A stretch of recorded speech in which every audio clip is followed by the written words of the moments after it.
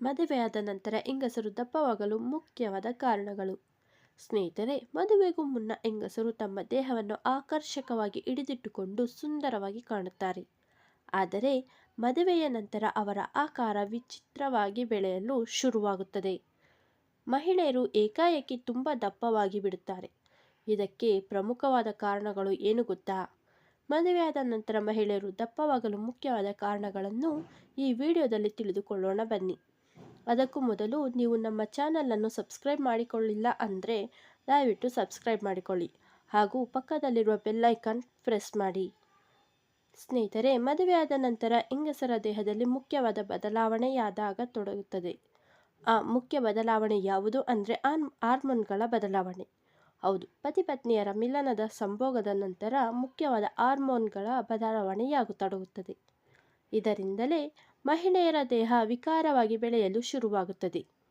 ಇನ್ನು ಮದುವೆಯಾದ ನಂತರ ಹೆಂಗಸರು ದಪ್ಪವಾಗಲು ಮುಖ್ಯವಾದ ಕಾರಣ ಅಂದರೆ ಪತಿ ಪತ್ನಿಯರು ಸಂಭೋಗ ಮಾಡಿದ ನಂತರ ಮಹಿಳೆಯರಿಗೆ ಸುಸ್ತು ಆವರಿಸುತ್ತದೆ.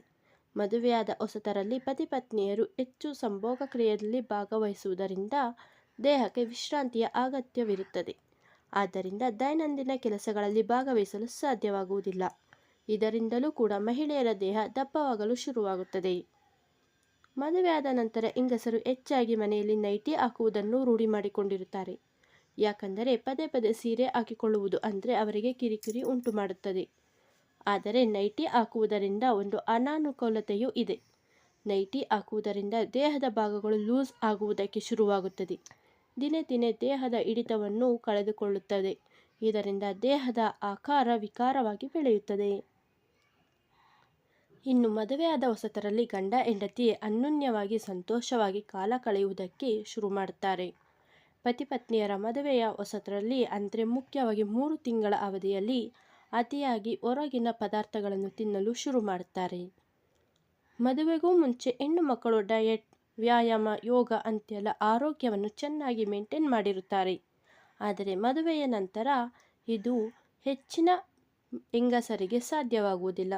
ಇದರಿಂದಲೂ ಕೂಡ ಹೆಣ್ಣು ಮಕ್ಕಳು ದಪ್ಪವಾಗುತ್ತಾರೆ.